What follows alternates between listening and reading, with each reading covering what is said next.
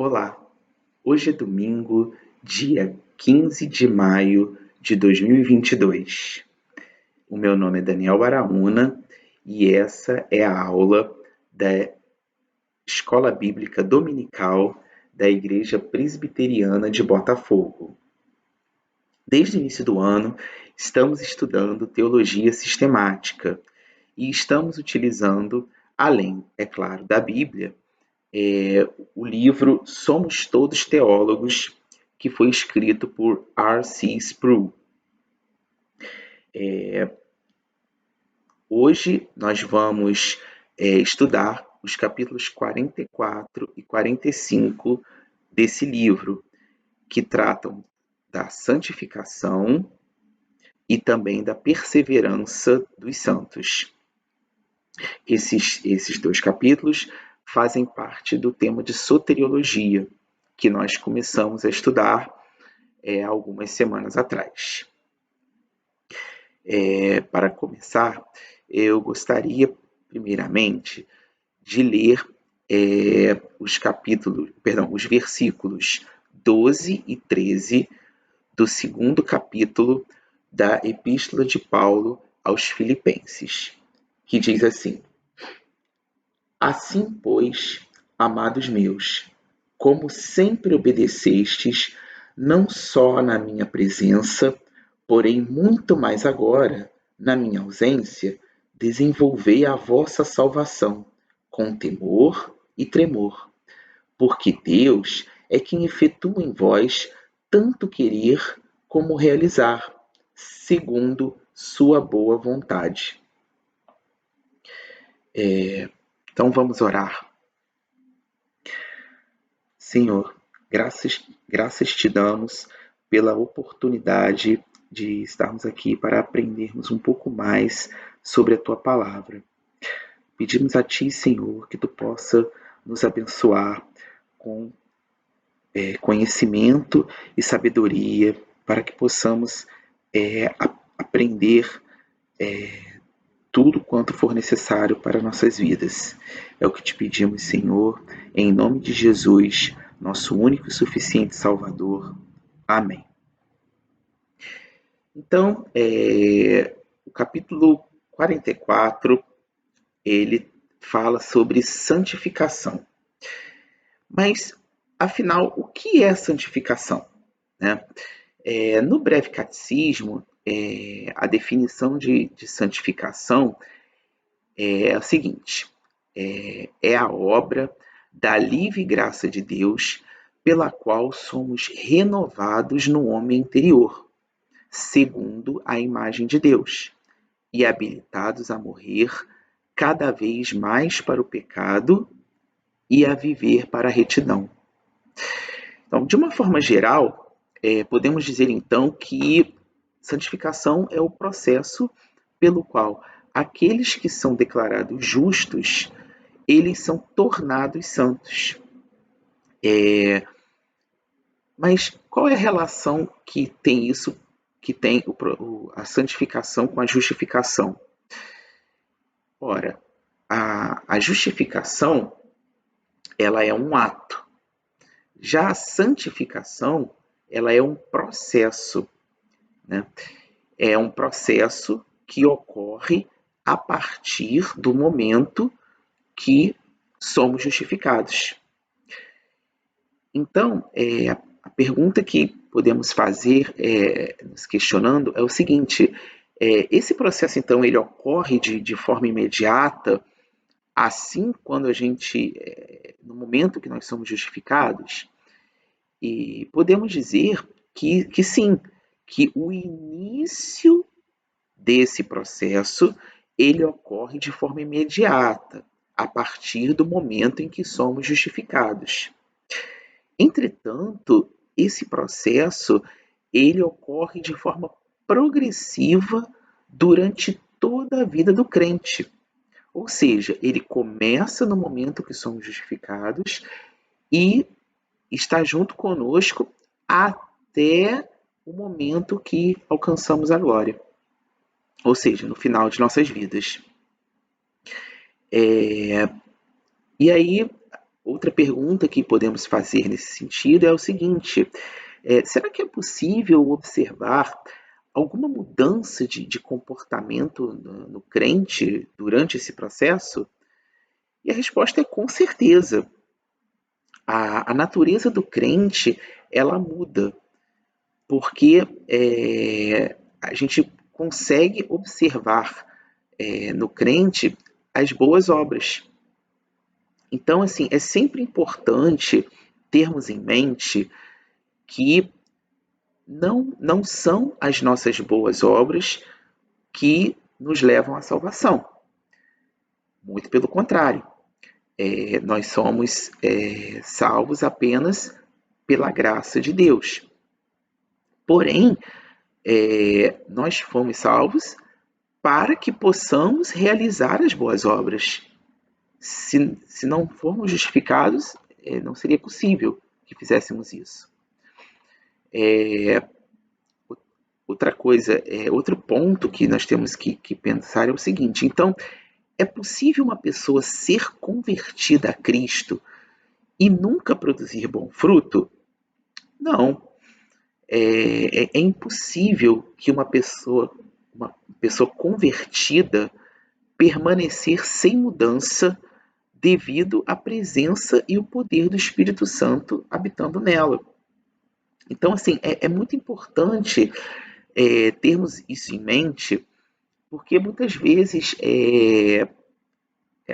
nós temos que olhar para nós mesmos e observarmos: será que eu estou dando bom fruto? Será que existe boa obra produzida por mim? Porque, com certeza, se somos convertidos, é porque o poder do Espírito Santo habita em nós. Então, nós somos capazes de fazer boas obras por esse motivo.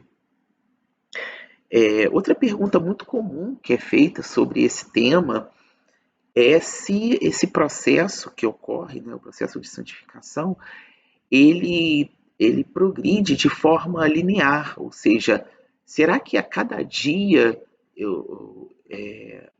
exatamente, tipo assim, hoje eu estou com um processo de santificação mais avançado do que ontem e amanhã eu estarei ainda mais do que hoje? A resposta é não necessariamente, tá? Por quê? Apesar de termos um crescimento permanente na vida cristã, existem picos e vales que tendem a ficar suaves à medida que alcançamos a maturidade espiritual. Ou seja, existem momentos na vida do crente os quais ele vai estar em momentos de pico, ou seja, ele vai estar mais envolvido, ele vai estar com a vida espiritual. E vai ter outros momentos que ele vai estar um pouco mais afastado, menos envolvido, digamos assim. Porém, conforme o crente ele vai alcançando maturidade espiritual, esses picos, esses vales, eles vão se tornando cada vez mais suaves. E a gente e a gente tem uma progressão contínua nesse sentido.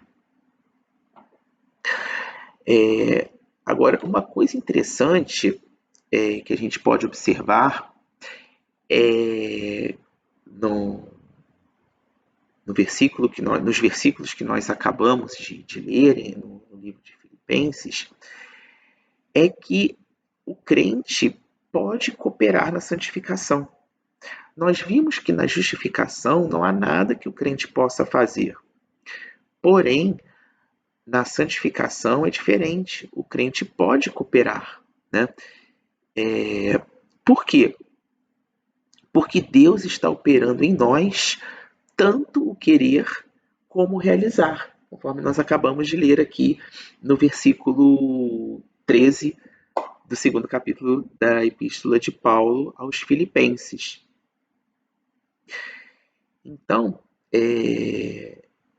são pontos que são realmente importantes que estejam claros em nossas mentes a respeito do processo de santificação, tá? Um outro ponto que eu gostaria de trazer aqui para o nosso estudo, já do capítulo 45, é sobre a perseverança dos santos. Eu vou nesse momento, então, ler para nós o versículo, o versículo 19 do segundo capítulo da primeira epístola de João, que diz assim: Eles saíram de nosso meio, entretanto, não eram dos nossos, porque se tivessem sido dos nossos, teriam permanecido conosco. Todavia, eles se foram para que ficasse manifesto que nenhum deles é dos nossos. Esse versículo ele é muito importante para a gente estudar esse tema, tá? Sobre a perseverança dos santos. A pergunta-chave desse tema é a seguinte: é possível para o crente perder a salvação? É possível que também que você já tenha se questionado sobre isso. É possível também que você já tenha ouvido essa pergunta. E é possível também que você já tenha ouvido bastante coisa a respeito disso. Mas eu queria trazer aqui como que a confissão de fé fala sobre isso. Ela diz: os que Deus aceitou em seu bem-amado, os que ele chamou eficazmente e santificou pelo seu Espírito, não podem decair do estado de graça, nem total, nem finalmente, mas com toda certeza hão de preservar nesse estado até ao fim e serão eternamente salvos. Então, de uma forma geral, podemos entender que a resposta é não. Quem tem a fé verdadeira não pode perdê-la. É claro que sabemos que, até de acordo com a parábola do joio e do trigo, que dentro da igreja existem pessoas que não foram salvas. Claro, na igreja local, né, que eu estou me referindo. E não cabe a nós separar, né, o joio do trigo. Mas o que podemos observar é que quem é salvo não perde de forma alguma a salvação. Uma pessoa pode fazer, participar da igreja, mas se ela não for salva, ela em algum momento ela vai acabar se afastando, acabar desistindo.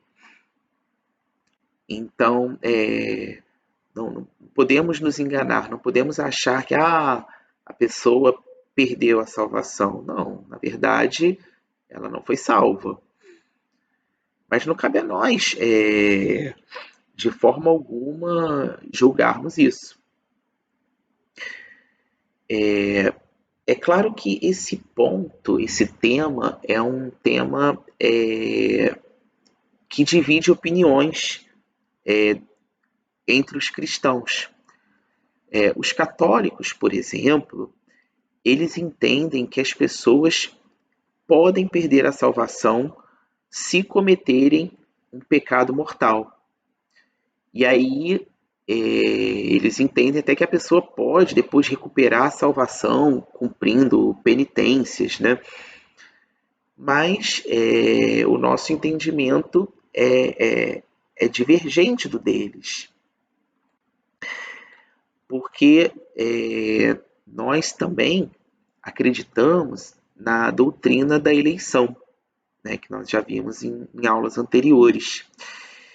E existe sim uma relação direta entre a doutrina da perseverança dos santos e a doutrina da eleição. Na verdade, a perseverança dos santos ela é a consequência natural da eleição, pois Deus elegeu pessoas desde a eternidade, né, e elas permanecerão eleitas para sempre. Ora, quem poderá nos separar do amor, não é verdade? Não existe essa possibilidade, então, de perdermos a nossa salvação, se formos realmente salvos. Então, esses eram os pontos que gostaria de trazer aí para a nossa reflexão. Espero que vocês tenham gostado e eu desejo a todos uma ótima semana. Um abraço.